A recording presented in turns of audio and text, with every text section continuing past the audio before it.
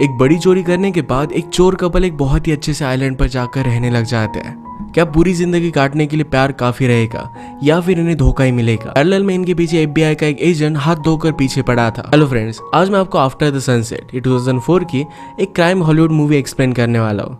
अगर आपको वीडियो अच्छा लगता है तो प्लीज लाइक और कमेंट जरूर कर दीजिएगा। बिना किसी देरी के एक्सप्लेनेशन स्टार्ट करते हैं।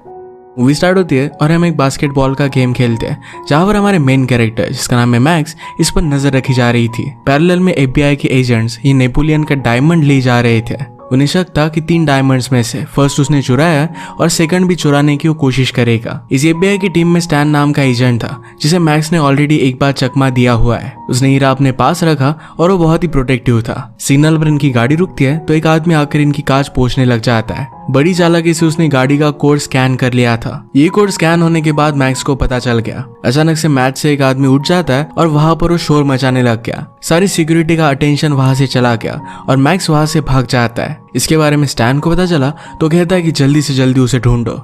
गेम की स्क्रीन पर मैक्स उन्हें दिख रहा था पर फिजिकली उसे ढूंढ नहीं पा रहे थे क्योंकि मैक्स ने इस स्क्रीन को हैक कर लिया था। मैक्स एक ऊंची सी बिल्डिंग पर गया जहां से वो स्टैन को देख सकता है। जहां पर डायमंड एक्सचेंज होने वाला है तो सब लोग गाड़ी से उतर जाते हैं पर स्टैन नहीं उतरता। मैक्स दूर से इस गाड़ी को हैक कर लेता है और इसी को चलाने लग गया। सबने इस गाड़ी को खोलने की बहुत कोशिश की पर कोई भी ये कर नहीं पाता। ये गाड़ी जल्दी से वहां से जाने लग जाती है। सारे एफबीआई के एजेंट उसका पीछा करने लग गए। स्टैन बाहर निकलने की बहुत कोशिश करता है पर निकल नहीं पाता। ये गाड़ी एक सुनसान सी एली पर आ जाती है। एक बड़े से ट्रक ने उसे पुश कर स्टोरेज में डाल दिया। मैक्स वहां पर आ जाता है और सिग्नल पर जिस आदमी ने स्कैन किया था वो भी वहां पर आ गया। वो आदमी एक्चुअल में डिस्गाइज करी हुई मैक्स की गर्लफ्रेंड थी जिसका नाम है लोला। सारी चोरियां दोनों एक साथ ही करते हैं और एक दूसरे से बहुत प्यार करते हैं। इसके बाद वो स्टैन के पास आए। स्टैन गोली चलाने की कोशिश करता है पर एक ग्लास बुलेट प्रूफ था। गाड़ी का इंजन खोलकर स्मोक से उस स्टैन को बेहोश कर देते हैं। बेहोश होते होते स्टैन ने इंजन में गोली मारी और मैक्स के कंधे पर लगती है। ये ज्यादा कुछ सीरियस इंजरी नहीं थी और वो बच जाता है। फाइनली उन्हें सेकंड डायमंड भी मिल जाता है और एली में उन्होंने स्टैन को छोड़ दिया। स्टैन की करियर में एक बहुत ही बड़ी हार थी। दूसरी तरफ मैक्स और लोला एक आइलैंड पर जाकर मजे कर रहे थे। उनके पास अब इतने पैसे थे तो पूरी लाइफ उन्हें कुछ भी करने की अब जरूरत नहीं है। वहां पर जाकर वो बहुत सारे मजे करते हैं। वो शादी करने वाले थे तो लोला मैक्स से पूछती कि क्या अब तक तुमने अपने वाउस को लिखा हुआ है? मैक्स कहता है कि जल्दी मैं उन्हें कंप्लीट कर दूंगा। इस आइलैंड के अलग अलग कपल्स को मिलकर उन्हें वो फ्रेंड्स बनाना चाहते थे। ऐसे वो बहुत सारे लोगों से मिलते हैं पर कोई भी उन्हें अच्छा नहीं लगता। बहुत सारा टाइम गुजर गया था और एक ही सेम रूटीन से मैक्स बोर हो चुका था। लोला को एक लड़की का ब्रेसलेट बहुत अच्छा लगता है। मैक्स कहता है कि तुम्हें उसे चुराना चाहिए, तुम्हें बहुत पसंद है। लोला कहती कि अब मैंने वो लाइफ छोड़ दी है। डिनर के बाद वो आदमी पे करने लग गया पर मैक्स ने ऑलरेडी उसका वॉलेट चुरा लिया था। उसे पैसों की अब जरूरत नहीं थी पर उस लाइफ को मिस करता है। बीच के बार के बारटेंडर के साथ उसकी फ्रेंडशिप हुई। लोला अपना टाइम स्पेंड करने के लिए अलग अलग हॉबीज ट्राई करती है। डीप सी ड्राइविंग, टेनिस, इस टाइप की अलग अलग हॉबीज वो ट्राई करती रहती है। मैक्स को अब तक कोई भी चीज अच्छी नहीं लगी। एक दिन उसे ढूंढकर स्टैन उस आइलैंड पर आ जाता है। घर में घुसकर सारी चीजें चेक करने लग गया। मैक्स जब घर पर आता है तो उसे तुरंत पता चल गया कि घर में कोई है। उसने पॉइंट से गन लगाई और स्टैन पर रखी। स्टैन कहता है कि तुम एफबीआई एजेंट को नहीं मार सकते। मैक्स कहता है कि तुम मेरे घर में घुसकर आए हो। स्टैन ने भी अपनी गन निकाल ली। मैक्स कहता है कि इस आइलैंड पर एफबीआई को अलाउड नहीं है। स्टैन ने कहा कि यहाँ पर तो मैं सिर्फ वैकेशन के लिए आया हो। मुझे पता है कि तुम 3rd नेपोलियन डायमंड भी चुराने वाले हो। उसे एक क्रूज का ब्राउचर दिखाता है जिसमें नेपोलियन डायमंड यहाँ पर आने वाला था। स्टैन ने कहा कि तुमने सिर्फ यही एक डायमंड नहीं चुराया है। वो क्रूज यहाँ पर 1 वीक तक रहने वाली है पर मैं तुम्हें उसके पास भी नहीं जाने दूंगा। मैक्स उसे बेइज्जत कर वहां से निकाल देता है। ये ब्राउचर देखकर मैक्स इस बात पर सोचने लग गया। आज जो हुआ था, लोला घर वापस आने के बाद मैक्स ने उसे सब कुछ बता दिया। लोला उसे पूछती कि क्या हम इस आइलैंड पर इसी वजह से आए थे? मैक्स कहता है कि इस आइलैंड को तुमने चूज किया था, मेरा इसमें कोई भी हाथ नहीं है। लोला मैक्स को जानती थी। उसे कहती है कि शायद तुम्हें लग रहा होगा कि किसी टाइप का गिफ्ट है पर ऐसा नहीं है। गॉड सिर्फ हमारे साथ खेल रहा है। हम वो लाइफ छोड़ चुके हैं और फिर से उसमें अब नहीं जाने वाले। वो घर में आई तो मैक्स ने सारा घर तहस नहस कर दिया है। शायद स्टैन ने सर्विलेंस कैमरा वगैरह प्लान किया होगा तो इसलिए उसने सब कुछ चीजें देखी। लोला तुरंत अपना कैमरा चेक करती है। इस कैमरे में मैक्स को जो गोली लगी थी ये उसने छुपा कर रखी थी। इस गोली से वो प्रूव कर सकता है कि मैक्स और लोला उस दिन क्राइम सीन पर थे। मैक्स ने कहा कि तुमने वहां उसे रखा ही क्यों था? लोला कहती कि वो एक रिमाइंडर था कि मैं तुम्हें खोने के कितने करीब आ गई थी। उसे कहती कि मैं बुलेट को वापस ला दूंगी। स्टैन जिस होटल में रुका हुआ था उसका होटल मैनेजर उसे मिलने के लिए आता है। उसने कहा कि हमारे प्रेसिडेंशियल स्वीट में आपका अपग्रेड हो चुका है। ये सारे अमीर लोगों को मिलता है और मैनेजर को स्टैन को देखकर वो अमीर नहीं लगता। उसे जज कर रहा था। स्टैन को बहुत पसंद आता है। उसने मैक्स को कॉल लगाया और कहता है कि तुम इस तरीके से मुझे ब्राइब नहीं कर सकते। तुम कहीं पर भी जाओ, मैं हमेशा तुम्हारा पीछा करता रहूंगा। मैक्स कहता है कि ये कोई ब्राइब नहीं है, मैं जिस तरीके की लाइफ जीता हूँ उसकी तुम्हें एक टेस्ट में दे रहा था। तुम मेरी स्टीलिंग के पीछे मोटिव फिर समझ सकते हो। मैक्स ने मसाज के लिए उसके पास लड़कियां भेजी जो उसे बहुत अच्छा लगता है। स्टैन इन सब चीजों को बहुत एंजॉय कर रहा था। वो लड़कियां उसके घर से उस गोली को चुरा लेती है। वो जब डिनर कर रहे थे तो स्टैन ने भी उन्हें ज्वाइन किया। मैक्स वहां पर एक पुलिस ऑफिसर लड़की को नोटिस करता है। उसने लोला से कहा कि स्टैन को डांसिंग के लिए लेकर जाओ। ये पुलिस ऑफिसर लड़की हमारी और एक मेन कैरेक्टर है जिसका नाम है सोफी। सोफी फियरलेस थी और किसी के भी पीछे जाने से डरती नहीं थी। आज वो एक पॉलिटिशियन से बात करने के लिए आई थी। उसे कहती कि तुम्हारा कितना भी इन्फ्लुएंस हो पर फिर भी मैं तुम्हें छोड़ने नहीं वाली। तुम मुझे रिश्वत देकर बाय नहीं कर सकते।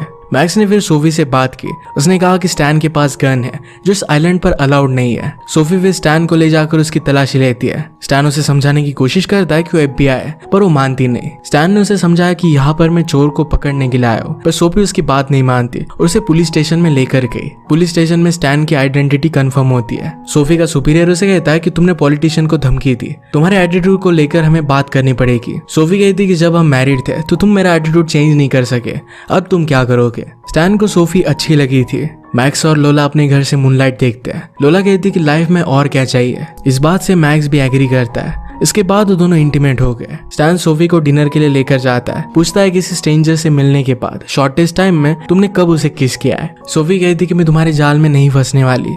हर कोई आइलैंड की लड़कियों के साथ फ्लर्ट करता है। वो उसे पूछती कि तुम मैक्स के पीछे क्यों पड़े हो। स्टैन कहता है कि मैक्स ने जब फर्स्ट डायमंड को चोरी किया था तो मैं उसका पीछा कर रहा था। उसकी कार पर 2-4 गोलियां भी मैंने चलाई हुई थी। अगले दिन उसके ऑफिस में एक पार्सल आया था जिसके नोट पर लिखा हुआ था कि नेक्स्ट टाइम गाड़ी के टायर्स को पंचर करना। 2 बार मैक्स ने उसे इसी तरीके से फूल किया है। इन सब से वो गुस्सा था और उसे पकड़ना चाहता था। सोफी कहती कि पुलिस स्टेशन में मेरी रिस्पेक्ट बढ़ाने के लिए एक बड़े क्रिमिनल को मुझे बस्ट करना है। तुम्हें यहाँ का कुछ पता नहीं है तो मैं तुम्हें हेल्प कर सकती हूँ। इस बात के लिए स्टैन मान जाता है। अगली सुबह मैक्स जल्दी घर से निकल गया और डायरेक्टली क्रूज पर आया। स्टैन ने वहां पर ऑलरेडी सिक्योरिटी को पता कर रखा था और वो भी वहां पर पहुंच जाता है। वो कहता है कि यहाँ पर हर जगह पर कैमरेज लगे हुए हैं, हर जगह पर ऑटोमेटिक गन्स भी है और गार्ड्स भी हमेशा होते ही है। तुम यहाँ से कुछ भी चोरी नहीं कर सकते। मैक्स कहता है कि ये बात तो सच है और इसके बाद वो वहां से चला गया। शाम में उस डायमंड को देखने के लिए लोला भी वहां पर जाकर आई। मैक्स को बाहर गैंगस्टर का आदमी जबरदस्ती गन लगाकर अपने बॉस के पास लेकर जाता है। बॉस का नाम था हेनरी। हेनरी कहता है कि मैं तुम्हें जानता हूँ, इस आइलैंड को तुम्हारी जरूरत है। या इस आइलैंड पर आने का मेरा एक ही मिशन था कि यहाँ के लोगों को मैं एम्पावर करूँ। इसके लिए मुझे बहुत सारे पैसों की जरूरत पड़ेगी। इसी वजह से मैं चाहता हूँ कि तुम मेरे लिए डायमंड चोरी करो। मैक्स कहता है कि मैंने वो सब चीजें छोड़ दी है। हेनरी उसे अपना बिजनेस दिखाने के लिए गया तो कसिनो के बिजनेस में था। वो कहता है कि यहाँ पर मैं बहुत पावरफुल हूँ, यहाँ की सारी सिक्योरिटी डिटेल्स, सारे प्लान्स, तुम्हें जो भी चीजों की जरूरत पड़ेगी वो सब कुछ मैं तुम्हें दे सकता हूँ। डायमंड के प्रॉफिट को 50-50% हम बांट लेंगे। इस ऑफर के बाद मैक्स रात में सो नहीं पाता। लोला ये चीज नोटिस करती है और कहती कि मुझे पता है तुम उस डायमंड को देख कर आए। मैक्स कहता है कि क्या तुम्हें नहीं लगता कि हमने जरा जल्दी रिटायर कर दिया। लोला कहती कि हम हमारे गेम के टॉप पर थे और उसी वक्त क्विट करना अच्छा होता है। हमें अब छोटी छोटी चीजों में खुशी ढूंढनी चाहिए। रात में मैक्स ने स्टैन को कॉल लगाया। वो कहता है कि वो चोरी में कर सकता हो। स्टोरेज रूम को मैं ब्लो अप कर दूंगा, सारे लोग वहां पर चले जाएंगे और उसके बाद मैं डायमंड के रूम में जाऊंगा। रात के 10 बजे के बाद वहां के सिक्योरिटी गार्ड ओल्ड होते हैं तो मुझे ज्यादा तकलीफ नहीं होगी। अब मैंने सारा प्लान तुम्हें बता दिया, अब ये काम मैं नहीं कर सकता। अगले दिन स्टैन उसे कहता है कि मेरे साथ बोटिंग के लिए आओ। मैक्स इसके लिए मना कर रहा था तो स्टैन ने कहा कि अगर तुम नहीं आए पुलिस स्टेशन में लाकर तुम्हें हम बहुत मारेंगे। मैक्स के पास फिर जाने के अलावा कोई ऑप्शन नहीं था। स्टैन को मैक्स की घड़ी बहुत पसंद आती है पर वो बहुत ही एक्सपेंसिव थी। स्टैन मैक्स को अपनी बॉडी पर लोशन लगाने के लिए कहता है। हम देख सकते हैं कि उन पर कोई नजर रख रहा था। फिशिंग करते हुए एक बहुत ही बड़ा शार्क मिला।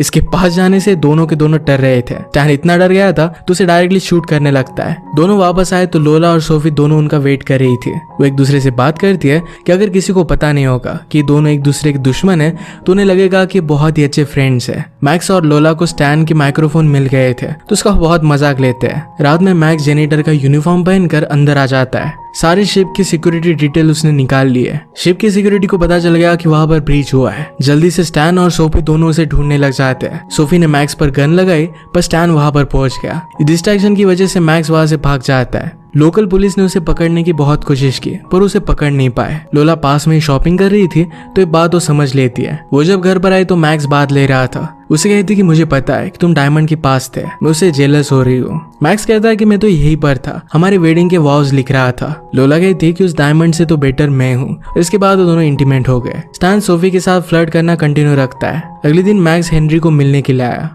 हेनरी उसे सब कुछ देने के लिए रेडी था, पर मैक्स उसे प्लान दिखाता है। कहता है कि ये काम कोई भी कर सकता है। बोट की वायरिंग में जाकर तुम्हें एक वायर कट करनी पड़ेगी, उसके बाद सिक्योरिटी तुम्हें देख नहीं पाएंगे। तुम वहां पर एक बम लगाओगे और उसके बाद हीरा चोरी कर लोगे। हेनरी प्लान सुनकर इम्प्रेस था। उसे कहता है कि अब हम दोनों कभी भी नहीं मिलेंगे। पूरे समय स्टैन उसका पीछा कर रहा था। मैक्स ने उसके होटल पर कॉल लगाया, पर स्टैन ने अपने सारे कॉल्स खुद को फॉरवर्ड कर दिए थे। मैक्स फिर फेस्टिवल में आ जाता है। वहां के एक आदमी को उसने पैसे दिए। उस भीड़ में वो आदमी स्टैन को इंजोर कर देता है। मैक्स स्टैन को कॉल कर बताता है कि नेक्स्ट टाइम से मेरा पीछे इतने पास होकर मत करना। मैक्स के वॉज की नोटबुक लोला के पास पड़ी थी। उसने उसे पढ़ी, पर उसमें कुछ भी लिखा नहीं था। इस बात से वो बहुत ही ज्यादा अपसेट हो जाती है। स्टैन के पास सोफी आती है। उसे जहां पर लगा था वहां पर उसने उसे किस कर लिया। इसके बाद बात आगे बढ़ी और ये दोनों इंटीमेट हो जाते हैं। रात में स्टैन बहुत ही ज्यादा ड्रंक हो चुका था। बारटेंडर मैक्स को कॉल लगाता है। मैक्स ने उसे बिठाया और उससे पूछा कि प्रॉब्लम क्या है, इस तरीके से तुम बिहेव क्यों कर रहे हो। स्टैन कहता है कि आज मैं सोफी के साथ था, मेरी लाइफ बहुत ही ब्यूटीफुल चल रही है। नेक्स्ट 28 आवर्स में तुम उस डायमंड को चुरा लोगे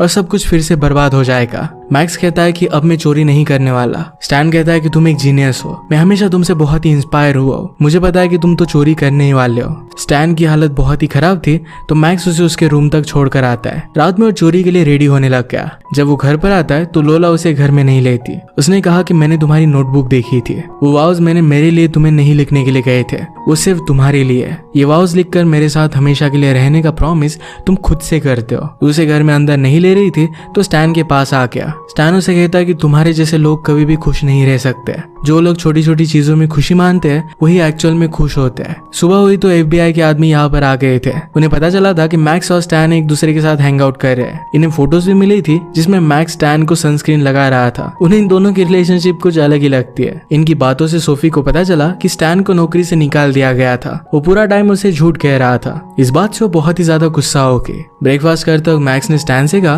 तुम्हारा झूठ इतना बड़ा भी नहीं था। स्टैन भी कहता है कि तुम्हें लोला को घर से बाहर नहीं निकालना चाहिए था, तुमने अब तक तो कुछ भी किया भी नहीं है। उन दोनों को आइडिया आया और एक दूसरे की गर्लफ्रेंड को मनाने के लिए हो जाते हैं। उन्हें समझाने की बहुत कोशिश करते हैं, पर दोनों मान नहीं रही थी। मैक्स कहता है कि आज रात ये शिप चली जाएगी, फिर कोई भी प्रॉब्लम नहीं होगा। ये 2-4 घंटे स्पेंड करने के लिए मेरे पास एक आइडिया है, हम सब लोग डाइविंग कर सकते हैं। अंडर वाटर एक बड़ी सी शिप डूबी हुई थी। मैक्स कहता है कि बहुत सारे लोग कहते हैं कि यहाँ पर बहुत सारा सोना पड़ा हुआ है, कभी भी किसी को ये सोना मिला नहीं था। ये सब शिप में जाकर इसे ढूंढने लगते हैं। मौके का फायदा उठाकर मैक्स यहाँ से भाग गया। इसी वक्त हेनरी का आदमी बोट में चोरी करने के लिए आया हुआ था। उसने बोट की वायरिंग कट की, पर मैक्स ने उसे गलत इन्फॉर्मेशन दी थी। इससे सिक्योरिटी अलर्ट हो जाती है और उसे पकड़ लेती है। मैक्स शिप की वेंट से होकर हीरे के ऊपर था। उसने अपना डिवाइस नीचे भेजा। एक केमिकल से उसके ऊपर का ग्लास वो पिघला देता है। सब लोग मैक्स को पूछ रहे थे कि वो कहाँ पर है, तो मैक्स उन्हें झूठ बोल देता है कि मैं अंदर हूँ। मैक्स ने उस हीरे को निकाल लिया। अलार्म्स बजने लग गए और सिक्योरिटी जल्दी से वहां पर पहुंच जाती है। सब लोग ऊपर शूट करने लग गए। मैक्स इससे बाल बाल बचता है।